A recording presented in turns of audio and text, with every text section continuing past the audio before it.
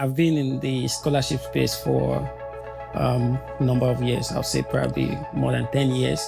That the United States remains the biggest scholarship hub for people who are members are there. There are over 3,200 college and universities that offer postgraduate degrees in the United States. You want to look at scholarship application as a job. Okay. You're applying from maybe say Ghana. I'm applying from Nigeria. There's someone who is applying from, and we want to apply to the same graduate program. Some of those standardized tests, they are not absolute measure of how successful one will be in grad school. This is a very, very important factor in the application process. Some people commonize it a lot, and it may harm your application more than other credentials. You don't have so much flexibility over your transcript. Your grade is your grade. Right. So, but other things that are like variables, you can, optimize them. They're very, very strong. Okay, let's get started. So, welcome to the first edition of Couch Talk. My name is Joseph Frimpong, and today we are going to be talking about something very interesting. If you are someone who is planning on coming to graduate school, this is exactly the podcast that you really need to listen to. So today we are going to be talking about how to apply to grad school, tips and tricks, and what you need to know to make your graduate school application very excellent. And today I have a dear friend of mine who is very knowledgeable in grad school applications, and I'll allow him to introduce himself. Welcome everyone. My name is Isaiah Adelabu, and I'll be sharing some insights into grad school application, what to do and what not to do. So, welcome. Great. So, first of all, we want to know a little bit more about yourself. Who are you, and why do we have to listen to you about grad school applications? Oh, okay. So, I think I've been in the scholarship space for number of years. I'll say probably more than 10 years. So, as a recipient and also as someone who has mentored people who have won scholarship across the different countries, right? So being a recipient, and I made some mistakes, and I know what to do and what not to do. Similarly, I can share my insight based on what I've observed over the years from mistakes that people make and things that people do that can help the application. So I think this length of experience gives me the platform to talk about this kind of topic, and I'll be willing to talk about all my experience and some of the things I think can help potential applicants get the best of the application process. Great. It's really nice to hear someone who has a plethora of experience in different kinds of applications and also being a mentor to people. So one thing that I want to ask about is what has been your academic trajectory from undergrad up until now. I understand you've gone to different continents. What is your experience with that as well? Yeah, so for me, I would say at the start I was after where the scholarship is, right? I will use that word. So I had my bachelor's from the Federal University of Technology, Akure, in Nigeria. Then after that, I moved to Saudi Arabia at King Fahd University of Petroleum and Minerals, where I had my master's degree. So after that, I moved back to Nigeria to lecture for some years before I, moved to the United States to start grad school. And it's been a wonderful experience for me all through, and getting to see different cultural values and trying to, work with people from different walks. It's like an exposure for me, and I think that has really kind of customized the way I picture things and the way I look at things on a broader scale. All right. So there's also grad school in every country, right? What makes studying abroad, or particularly studying in the United States, something special, something that you would encourage people to do? Yeah, good. That's a very good question. Yeah, so there are scholarships everywhere, right? You can apply to Saudi Arabia, you can apply to Kenya, you can apply to any of the European countries, and Canada, you can apply to U.S. However, it is important that I state that to me, and this is a personal opinion, and it's what I've Okay. observed over the years, Mm-hmm. that the United States remains the biggest scholarship hub for people who are looking for scholarship. And Okay. the reason why that is because if you look at the numbers are there. There are over 3,200 um, college and universities that offer postgraduate degrees in the United States. So that's a whole lot of number of institutions that you can choose from. So that Okay. that increases your likelihood of success. The way you look at it, it's probability, right? So, but when you have um, more scholarship to explore, then it makes the certainty even higher. And also, there are a wide range of ways in which you can tap into scholarship in the United States. It could be in form of research assistantship. It could be like a teaching assistantship. In fact, it could be a fellowship. So these are some of the advantages that the United States offer compared to other countries, right? I'm not trying to undermine the importance of scholarship for other countries. Also, there are excellent scholarships that you can get from Saudi Arabia, from Canada, from there is the Erasmus, there is the Commonwealth scholarship. So all of these scholarship exist, but you want to compare, you want to look at statistics and numbers. So to me, there are scholarships everywhere, but the way I view it, I think the United States is the biggest scholarship hub you can think of. Great. That's really nice to hear about.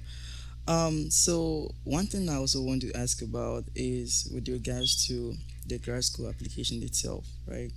So, what do you think constitutes a very good and excellent graduate school application? What is the things that you have to put together to say you have a strong grad school application? Oh, okay. Let me sit tight. So the idea is that you want to look at scholarship application as a job. Okay. So visualize it that when you want to apply for a job, you need to make sure that all the requirements are, they are in shape Mm-hmm. as regards, you being the applicant. So the reason why I'm saying this is that for you to make a successful graduate application, there are different components, Okay. which I will list in a short while. So that's why I said like that's a very good question. This is just, in fact, this is the essence of this, conversation.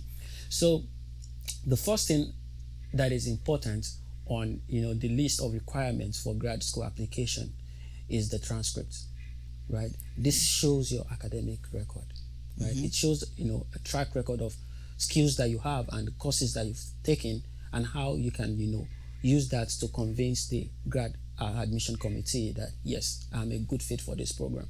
So that's the first thing. So the whole essence, and I'm saying this in the context of those who are probably staying in the university like undergrads, who have the room to build up on their their CGPA. This is the best time for you to, if you're thinking about going to grad school. So if you feel like you need to put in more effort so that you can up your CGPA, I think that would be the best thing to do at this point, because it plays a key role in the grad application process. So that is just one of the components So that you need. CGPA is very It's important. very important. Of course, I'll talk about the total package, and there are some ways to go around it, right? Not go around it in the sense that you want to encourage people not to go for high grades, right? But what you don't have, you can make it up with other components of your application. That's what I'm trying to talk about. So Okay. I'll go into details of that in a short while. So the first thing is the transcript, which shows your academic record, right? Mm-hmm. Then next on the list is your statement of research or statement of purpose. Mm-hmm. So the way you want to look at the statement of purpose is that you're trying to write something that mirrors your background, your experience, and what you want to do in grad school, right? So you want to tell them that I have this set of skills. You want to let them know that, oh, I have this knowledge, and I want to use this to advance a particular area of research or a particular line of education. So Okay. this is what you want to demonstrate um, with your statement of purpose. In fact, it is a way of you getting into the mind of the admission committee, because this Okay. is what you want to write, and this is what you're trying to tell them, that this is what I can do, and this is what I can offer, and this is why you should give me this. So it's more like, think about it like you're writing a cover letter to a job position, Mm-hmm. which you expressly state what your skill sets are and what you can do and why they should give you this offer. So that's the second thing on the list. Then the third on the list is your CV or your resume. So in fact, that is like a summary of your personality, right? You want to put in everything. It goes from maybe your achievements, things that you've done, your record, your academic record, your leadership skills, and all of those things that goes into your CV. So, and it is important that I emphasize that in putting up a CV or a resume, you want to make sure that it it is tailored towards that kind of application. There are CV strategies or CV formats for different countries and for different excuse me form of application. So you want to make sure that you follow all of these instructions to the letter. So that being said, the next on the list is it could like, let me use the word standardized tests, right? So most institutions or most scholarship, they usually want people to demonstrate some measure of aptitude, right? So it could be a quantitative aptitude, or it could be verbal aptitude, or it could be something as light as test of English. So they want you to, provide. It could be GRE, it could be GMAT, or it could be, IELTS, and there are some other standardized tests that grad school or some grad program may require, right? So the idea is that the way I view it is that it helps the admission committee make an informed decision about one's candidacy. Think about it. You're applying from maybe say Ghana. I'm applying from Nigeria. There's someone who is applying from Bangladesh. There's another person who is applying from Japan. Okay. So, and we want to apply to the same graduate program, right? We have different standard of education across these countries. So the idea is that if you take a standardized test, this is a global test, right? It brings everybody to a level playing platform. So what you can deduce from that is that you can scale everybody equally. So it's a way, it's a leveler, the way you think about it. So this is the reason why I personally encourage people who can take all of those standardized tests to do that. So it improves or it boosts your chances of getting into grad program or grad school, especially if it is a core requirement.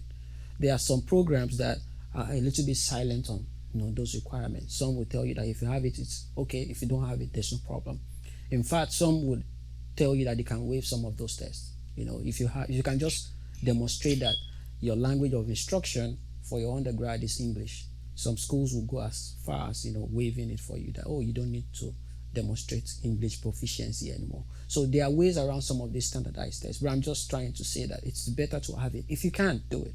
So it increases your chances. So I've typically mentioned 4 criteria of components. So let me ask a question on that. So when it comes to the standardized text, do you think that it's, for instance, like the English proficiency for English speaking countries like Nigeria or Ghana or Kenya, do you think it's necessary to take those tests?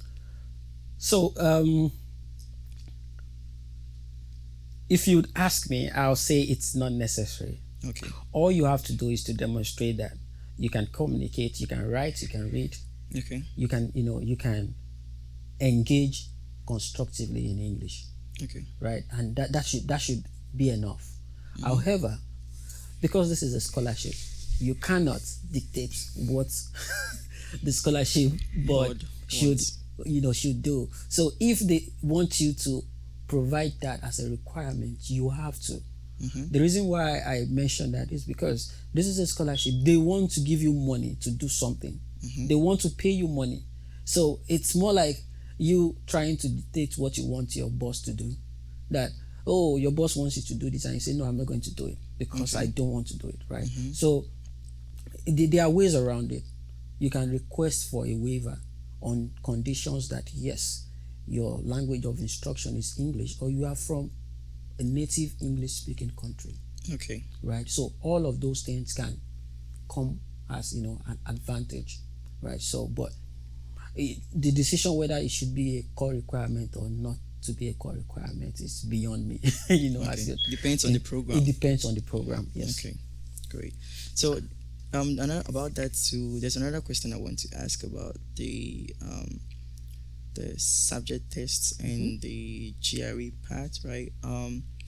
So I understand most of the schools lately have been waiving. Can you speak on that? Yes, in fact, there is this trend that is being kind of championed by even students, Okay. past students and current students, Mm-hmm. that these requirements are subjective, Okay. that they should be removed, Okay. right? They should be removed in the sense that it's just going to test the maybe some people's ability to memorize or Mm-hmm. to to practice things on a short time, Okay. right? It's not going to demonstrate the success of that person on the grad program. Typically in the United States, the PhD program lasts for like 5 years, right? On the Mm-hmm. average. For masters, like 2 years. Mm-hmm. So this is a long time. So you'd want to demonstrate that some of those standardized tests, they are not absolute measure of how successful one will be in grad school. Okay. So, and if you can establish that fact, Mm-hmm. that whether you take a GRE exam or you don't take a GRE exam, it does not impact your success in grad school, then why should you take it? Okay. You see, that's the kind of argument that a lot of people are bringing in. But just like I said, the the grad program offering the scholarship, they call the shot. So they Mm-hmm. let you know whether you should provide or you should not provide. So that's like the fourth thing on the list. Then the fifth on the list of the components, which is what we are talking about, is the letter of recommendation, Okay. right? This is a very, very important factor in the application process. Some people commonize it a lot, Mm-hmm. and it may harm your application more than other credentials, Okay. right? Because you think about it, you are a first class graduate, right? Mm-hmm. And you have someone who is writing a recommendation for you, and it's just like, oh, I know this person is knowledgeable, he's smart, he can do this, he can do that. That's it. But you have someone, probably a 2-2 student, Mm-hmm. or maybe a 2-1 student, or I'm just trying to make a case here or a Right. scenario, and the recommender has gone to the to that length of detailing some of the successes or some of the things that this person has accomplished through the program, Mm-hmm. how this person has improved over the years, and how this person is suitable at the moment Mm-hmm. to to embrace grad school. Mm-hmm. It can kind of erode the loopholes that applicant has in front of the scholarship board, and they'll feel like, oh, if this person can speak highly of this candidate, Mm-hmm. it shows that this candidate can be given a chance, and that can change the trajectory. So people make this mistake of when it's time to get letter of recommendation, you just reach out to one of your past lecturers. Oh, sir, or ma, can you provide this recommendation for me? Without establishing a very, very strong relationship with them, right? Whosoever is making this recommendation for you should be able to, dissect and, make a comprehensive note about you, so that it's kind of visible to the admission committee or the scholarship body that this person should be, or this person is a good fit for the program. So having said that, so the recommendation letter is also an integral part of the application process. Next on the list is volunteering jobs, or things that you've done, um, experiences that you have, leadership roles that you've championed, community service, all of these things. In Mm-hmm. fact, some programs, that is one of that is heavy in deciding whether people get the scholarship or not, because they want to demonstrate that this person will give back to the society after Mm-hmm. getting this degree. So they have like different metrics of assessing if this person will be a good ambassador of the program or Okay. not. So, things like that can easily convince them that, oh, yes, this person is a good fit. Oh, we've seen that this person has done a lot of, this person has received so much award. This person has, been part of, some maybe United Nations volunteering this thing, or even something like sustainable development goals, like a champion Mm-hmm. of that such causes. And this is a global initiative that is known by everybody. So if you have that in your as part of your application package, it's going to make you stand out. So again, I have listed all of these components. Of course, maybe I missed one or two. It's okay. But what I want to emphasize is that when you make application to grad school, you want to make sure that all of your components are in their best form, right? You want to make sure that your CV is top notch, your academic transcript. Of course, you may not have so much flexibility over your transcript. Your grade is your grade, Right. right? So, but other things that are like variables, you can optimize them, keep them in the best form. So just like I said, like it's important for you to know that you have, excuse me, you have different components of the application, and you want to make sure that that you can't change. It's okay, but that you have control over. You want to milk it. Right. Make sure that you have it in the best form possible. Your statement of purpose is top notch. Your CV is well packaged. Your experiences, your research experience, the skills you have. If you're applying for maybe a computer science grad program, you should be able to demonstrate some competencies. Like you can use this software, you can use this application package. You can program. All of those things are important beyond what you've done in the classroom. You should be able to demonstrate some competencies also. It's as simple as even you auditing some courses online. Okay. Right, all of these things can Right. help you, or even being part of professional bodies. So this will help you. Like maybe robotics club. Exactly, things like that. And just like I mentioned, so you want to make sure that all your package, they are top notch. You don't want to think that because I have a first class, then I can play around writing my statement of purpose and just write anything. No, Okay. because the scholarship board or the admission committee, they look at the total package, right? It's like a matrix. So they want you to demonstrate that you can, convince them on all fronts, right? So that's what you want to demonstrate. Make sure that all your package are top notch. Where you are weak, try and compensate with other component of your application. And Okay. even if you are strong, make sure other component of your application, they are very, very strong, right? So it's not kind of out of place for you to see two people, for example, say first class graduate and someone with a 2-2 apply to the same scholarship, and someone with a 2-2 will get the scholarship ahead of the person with the first class. You definitely know where there is a problem. Maybe the package of the first class graduate is not as well packaged as the other person, because visually you just think, oh, the first class person should get it, right? It's just as easy as that. But that shows you that it goes beyond just the grades. Okay. Right? They look at other component of your application. So I think I've established a very good answer to the component of graduate school application. Right. So, I mean, one thing I really liked about what you just mentioned and talked about is the fact that you can be deficient in some parts, especially when it comes to your grades. Some people are generally not really good at exam, so they usually have bad grades. But you can complement that with, or supplement that with some things that you do in school. For instance, being part of clubs, doing research, right? Also, yeah. So that even reminds me. yes. So just to add to it, and this will be to the benefit of those who are still in The undergrad. in undergrad, Right. right?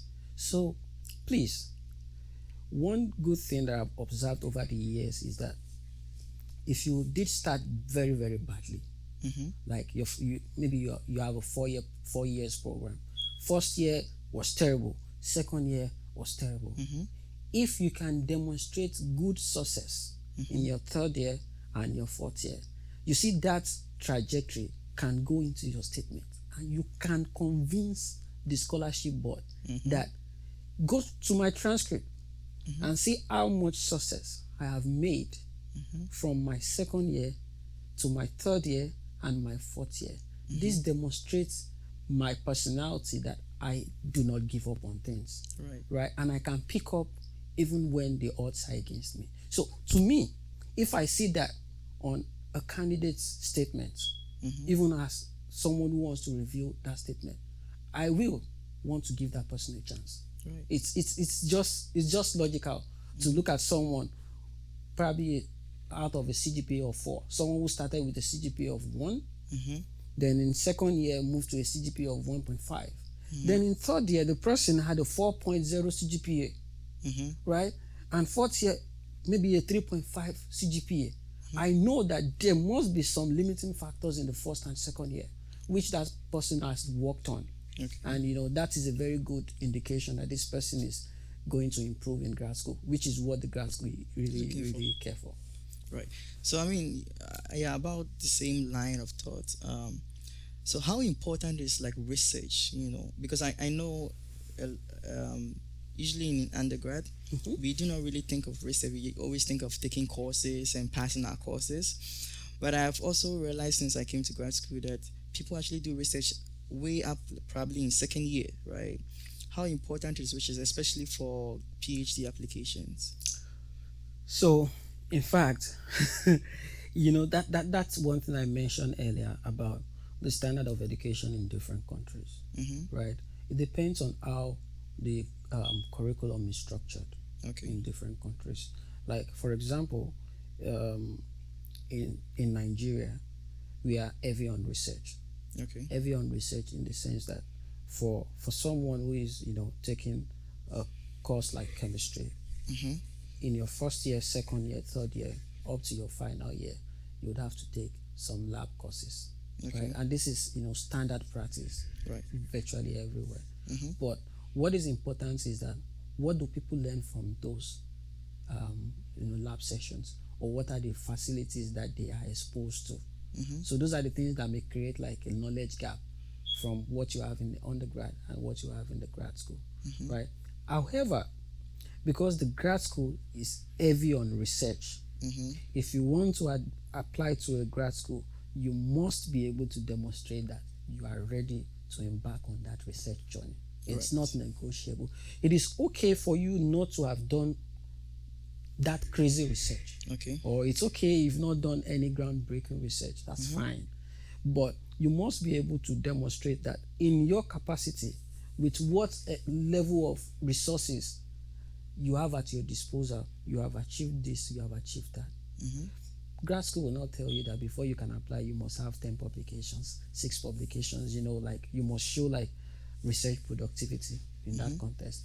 But they want to see that you have the knowledge base Mm-hmm. to be able to embark on this grad program. So just like I said, they will look at a whole lot of criteria, but you must understand that when you're coming to grad school, especially for a PhD program, well, maybe for STEM, right? Mm-hmm. You should be ready to do research. And for those in non-STEM also, they do their own research. Yeah. So it's not negotiable. You're coming for a PhD, you're coming to do a very, very, how will I put it? You want to narrow down to a very, very small area of research. Mm-hmm. And that means that you want to go deep. So Mm-hmm. it's not negotiable. So maybe for some who probably need to do some other forms of PhD that does not research, that does not demand that kind of research that you're talking about. Mm-hmm. Maybe just computational stuffs and all of that. So maybe that's still a little bit flexible. Mm-hmm. But if you want to go into the wet lab, or you have to have that experience. And again, it is okay if you don't have all of these skills, Okay. right? You want to demonstrate that you are good, or you are a fast learner. Mm-hmm. So you can pick up, because you would eventually start picking up these skills, right? A lot of people go into grad school with not so much knowledge about a lot of things, and they end up learning as they progress. And that is the whole essence of the grad school. If you know it, you will not be here, right? So you are here because you want to learn, and so. Great. Great. That's really useful advice. Thanks a lot. So the next thing that I want to ask about is, what is the ideal time to apply to grad school, Oh yeah, so and when do you have to start your preparation at? yes, so I usually tell people that applying for scholarship is not something you just wake up and you want to apply the next day. No. Mm-hmm. The most important period of your application is in fact the pre-application process. Like, look at it in three angles. You have the pre-application process, you have the application process itself, and you have the post-application process. Okay. Right. So the pre-application process, I usually tell people that give yourself between 6 to 18 months. 6 to 18. 6 to 18 months, yeah. Okay. So the reason why I'm saying that is that you may be an undergrad, right? So towards the later end of your undergrad program, you start nurturing that idea that, oh, I want to go to grad school because this is what I want. However, if you are that person who is also you're done with undergrad and you just feel like you want to apply to grad school, you need to give yourself enough time to prepare. And I'll tell you why this is important. You want to write a statement of research, right? You want to send to grad school. You don't just write it and send it to grad school thinking that you've written something that is very, very good. You'd write something you want to cycle with some people that are probably ahead of you.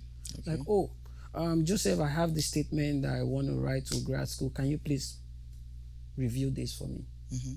So that takes time. Also, you want to write a standardized test.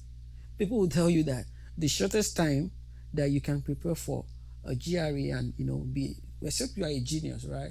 That the shortest time you give yourself at least a month, at least.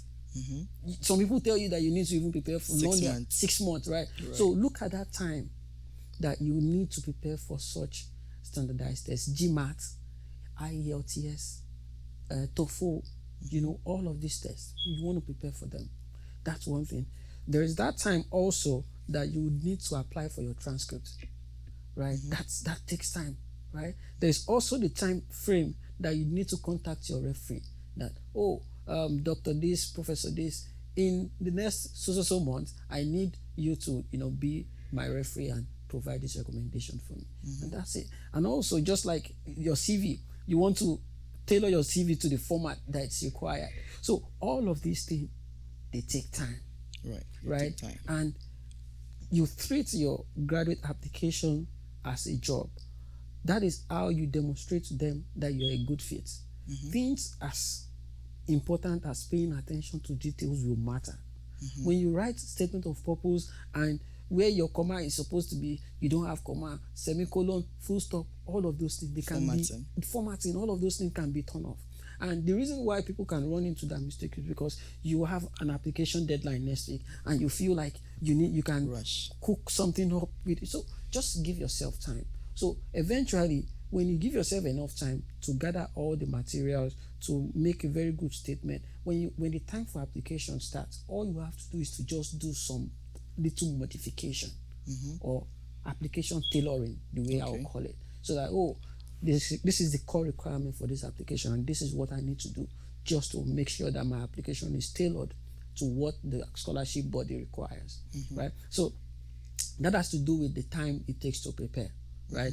Then about admission or application cycle, it varies, right? So, for the US, the biggest window for application is usually the fall semester, which starts sometimes in August, right? So ideally, if you're applying for the fall semester, you want to apply the year before, right? So if you plan on, if you plan on applying for fall 2024, which is next year, this is the best time for you to submit your application. In fact, the application window will be open sometimes in August 2023, and it will extend till, it depends on some grad programs. Some will have the application deadline by November 15.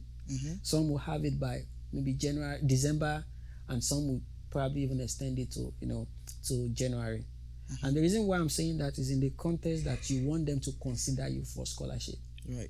Early application is important. Right. So the earlier the better. The earlier the better. So I think I'll still touch on 4 components that I want people to pay critical attention to. So apart from the fall semester, which is one of the biggest window for application because it is heavily funded, right? Then there's also the spring semester also, and there's also the winter semester. Sometimes in January, you can make your application against the winter semester. So typically, the start date for scholarship or the time to apply for scholarship, it's dependent on the scholarship board, right? There are some that are fixed that okay, if I want to apply to grad school in the United States, okay, let me think about applying against fall or let me apply against winter. or let me apply against spring. Then the same thing applies to a lot of countries also in maybe Canada, United Kingdom, and all of that. Typically, most of them, start around that fall semester and all of that. But some may start at different times. So you just want to pay attention to what their start date is, and all of those things will help you in making your application. And back to what I mentioned, that what are those things that are critical when you are applying to grad school? The first thing, which I said, is early application, right? The reason why I said early application is important is because some applications are being considered on an absolute basis or on a rolling basis, and I'll explain what I mean. So if you say, by using the word absolute, if there is room for 20 students to be admitted into the graduate program, the graduate school they will open the application process and tell you that, the deadline for the application is December 1st. Right? So from, say, August to December 1st, if they have maybe 200 applicants, they will evaluate all of them. And they will pick, they will rank the student, they will pick the best 20. Right? And that's it. But if it's on a rolling basis in the sense that, so the application window is open as at August, and by October, they review those who have submitted between that August to October, right? They evaluate them, they pick some people, right? So after that, they open the application window. The application window is still open, and they let it run until the deadline. So if it is on that rolling basis, it is possible for someone with a weak application to be selected ahead of someone with a strong application, right? You see, because it's on a rolling basis, so it's first come, first serve. So there is some set of candidates who would be under the early applicants portal, and they will be reviewed, right? And once they review them and they are lucky, they get admitted, right? And the application is still on the rolling basis, still open, so other people can apply. So after that first selection, the next selection becomes really, really more competitive, right? So those are some of the things that people want to pay attention to. Yeah. Then that's the first thing. Then the second thing is prioritize the program you apply to. And this is just a personal observation. If I want to apply to 10 grad schools in the United States, right, I will spread my tentacles to the Ivy League, the middle ranked, and low ranked universities. Right. So if you look at it, if you're going for a PhD program or even a master's program, in fact, you may see more research productivity when you go to a low rank school, depending on the professor you're working with. Right. So all of these things are I know you are aware of that too. It differs, right? Depends on what your research is all about and all of that. So I will say it is okay for you to turn in maybe 3 applications to Ivy League, 4 applications to the middle ranked schools, and 3 applications to the low ranked schools. That's 10 applications in total. Right? Instead of you to just submit 10 applications to Ivy League school with a probability of close to 0. Right. How do you know which schools are Ivy League? People from Africa especially, we have no idea of these schools are the top-notch schools. How will I go about finding out these are the Ivy League I should apply to, these are the middle ones, and then these are the low? You can. It's as easy as you going on.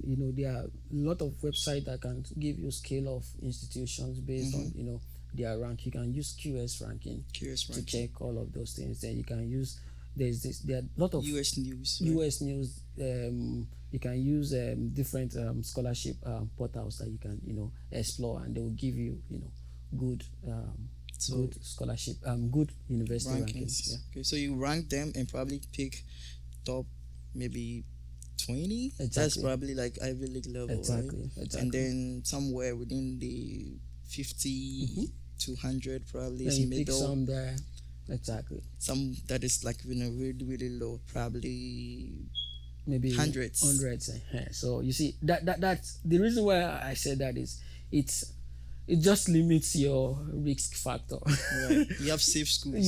You are trying to reduce the your exposure to risk or to Right. rejection and all of that. So that's the second thing. So I mentioned that you want to apply early, then you want to scale your application to different schools based on their ranking. And another thing that you want to do is you want to make sure that you package your application, package the application to the best of your ability. So you don't want to play around. Treat it with utmost Oh, importance. seriousness. And also, it is important for you to not use one stone to kill 10 birds. Right. That Right? that's supposed to be People, smart, but yeah, people, it's supposed to be smart, but it's not in reality, because um, different institutions or different programs. For example, let me use a microbiology program. A microbiology program at Stanford and a microbiology program at Wayne State University or a microbiology program at MIT, they have different core objectives, right? Where that of Wayne State may be heavy on maybe to cancer research. cancer research. The one at MIT may be open to maybe immunoassays and so I'm just trying to so you will not make a successful application if you use the template that you use for MIT To apply to for apply Wednesday. to Wayne State. This is very, very important, right? So you want to really study the grad program you're applying to, and you want to tailor your application to Towards their core address values towards and their core value and their what problems. they really want. So you may be surprised that the research that they want is not the research that you are interested in, right? So these are some of the overlap that can come. It's a scholarship, right? They have a target. So yeah. Right. That's really nice to hear.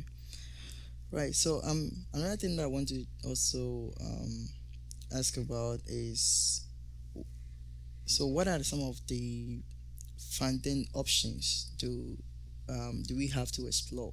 Right. If I'm applying to school, I definitely want scholarships. Right. What are the different kind of scholarships that I can apply to? What if I don't get like the one that usually comes with um, the application? Because I know most grad schools in the US give you funding as part of the admission. Package, yeah. If I don't get that, what do I do? And also, what are some of the options that I can try? Yeah, that's a very important question. So I'll talk in the context of the United States first, then United States and some other or some other countries that have a very similar admission process with the United States. So just like you mentioned, if you're applying to a PhD program or a master's program, the likelihood of having it funded is high if you have very good credentials, Okay. right? So because they'll look at your credentials and they'll say, is this person worthy of getting some form of subsidy or some form of scholarship? So, and typically, most PhD programs are funded, Okay. right? Typically in the United States. And so the idea is, in the event that you apply and you don't have a scholarship, what do you do? So the except if the scholarship or except if the school get back to you that your application has been rejected, then that's where you know that you don't stand a chance no hope. anymore. There's no hope. But if they reach out to you that you don't have a scholarship, right? All you can do at that point is to say reach out to them that are there other scholarship options that you can explore. Okay. So just be rest assured that apart from what is being advertised by the department you're applying to, there are other scholarships that you can explore. It may not be total scholarship. Okay. It may be some waivers Partial. or some partial scholarship. There is something somewhere that you can explore. All you need to do is to ask, right? That's one way.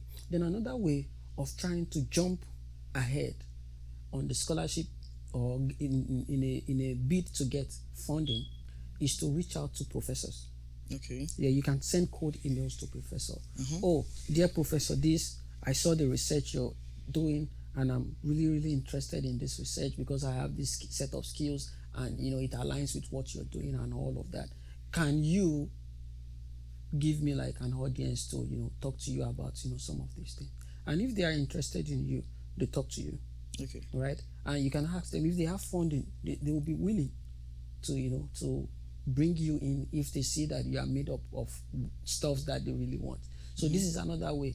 Then I know there are other scholarship agencies that people can apply to, independent scholarship agencies, maybe for minority groups, Right. right? Or for Indians. yeah, there are a lot of scholarships that people apply to, that you can now use that scholarship to fund your grad program, right? There are even scholarships that you can get from your parents' country, Right. right?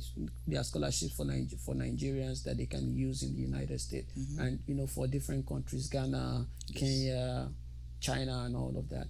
Saudi Arabia, you get scholarship. You come to the United States to utilize it. So those are some of the ways that people can get scholarship.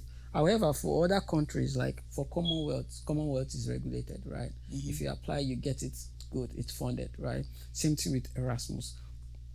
So just like I said, if you are not going to fund yourself and you rely on scholarship, you really need to make your application package strong, right? And you have little flexibility on whether to detect if they will give you or they will not. Right. Your job is to convince them to give you. As to whether they will give you or not, it's left to them to decide. Okay. Yeah. Great. That's so insightful to hear. So I think last few questions that I want to ask about has to do with the visa process. Right now, I've gotten my admission. How do I go about it getting my visa if I'm an international student? To I mean, how's the process like? What do I have to do and not to do? Yeah, so that's a very good question. So everything we talked about prior, it's has to do with the pre-application process and the application process Right itself. now, it's So the post. yeah, congratulations, you have been offered a place on this program. Mm-hmm. What next, right? So typically there are documentations that the program will provide, right? It doesn't matter whether you're applying to the US or you're applying to any other country. There are documents that they will give to you to demonstrate that this person is needed here, right? So those documents for the United States, your I-20 is that document.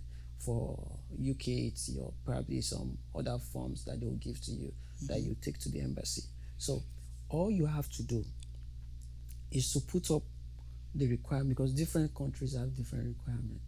For the United States, once you have your admission letter, you have your I-20, you have to go ahead and fill your DS-160 and fill some forms, make appointments, schedule interview date, and you go for the interview.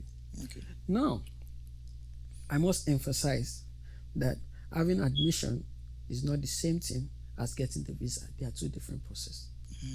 You can get the admission, the scholarship, and screw the visa application process or the visa interview itself up. Okay. Right? So what you want to do is that the same energy that you put in to get your application process successful is the same energy you want to put in to demonstrate that you deserve to get the visa. Okay. So there are instances that people get scholarship, and when they get to the visa officer, they are asked very simple questions and they are unable to provide response. Right? So you want to prepare. If you are going for like a scholarship in the United States, it will be kind of weird or awkward for you to not be able to talk about the research you want to go and do. If someone, your visa officer should ask you that, oh, what program are you going for? I'm going for a PhD in computer science. Oh, what are you going to do? Oh, computer science. Right. It doesn't make sense, right? You should be able to speak about, oh, I want to do research in developing programs that create interface between this robotics arm and this. You just want to make or establish the fact that this scholarship, I want it, and I deserve to use it. So, and as the decision to whether the visa will be granted or not, it depends on the visa officer, but you have to demonstrate that you deserve it.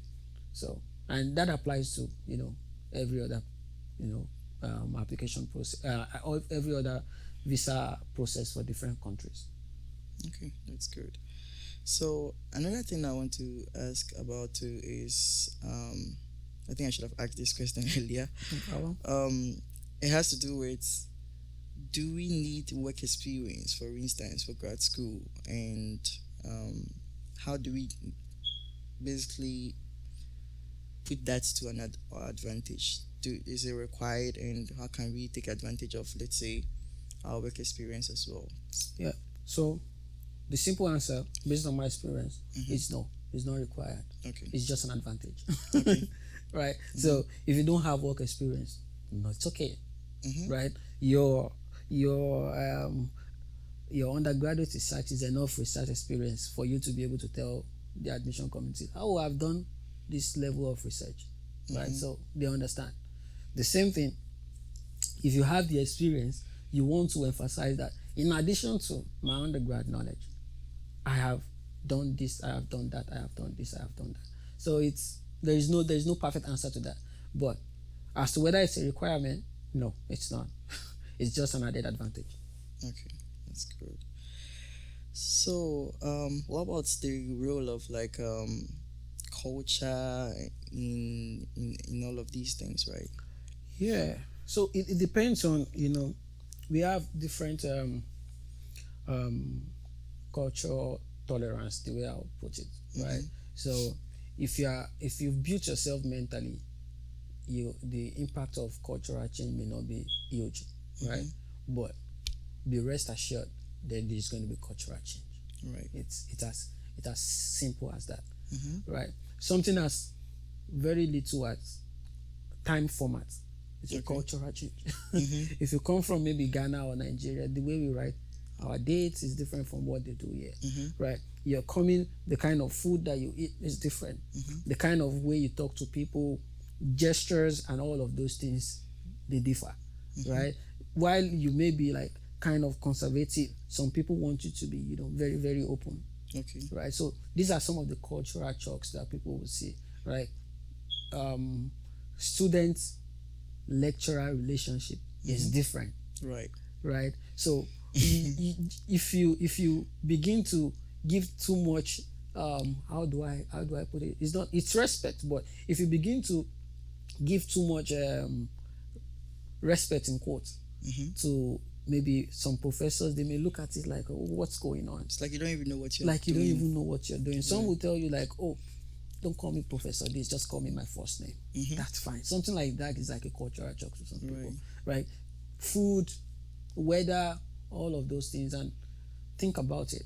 You're coming to grad school and you will meet people from different countries. So that's one way of you understanding that you should be ready to see or to observe what the cultural shock is. So it's going to be there. So you just have to absorb it, rationalize it, and blend with it. So you have to learn to adjust. You have to, yeah, it's very, very important. It's very, very important. Great.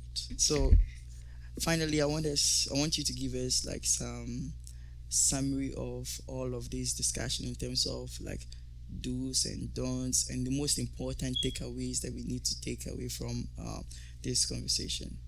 Yeah. So, yeah, thank you. So just, in fact, that's like a summary of what I want people to take from this. So what I would want to say first is start now.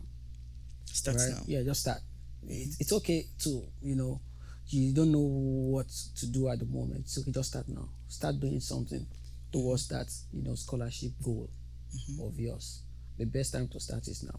So, and another thing is seek leverage. Okay. When I say seek leverage, I mean you should talk to people who have won this scholarship in the past. Okay. If you have like mentors, if you have people you can talk to, if you have senior colleagues, talk to them. Get some of their application package.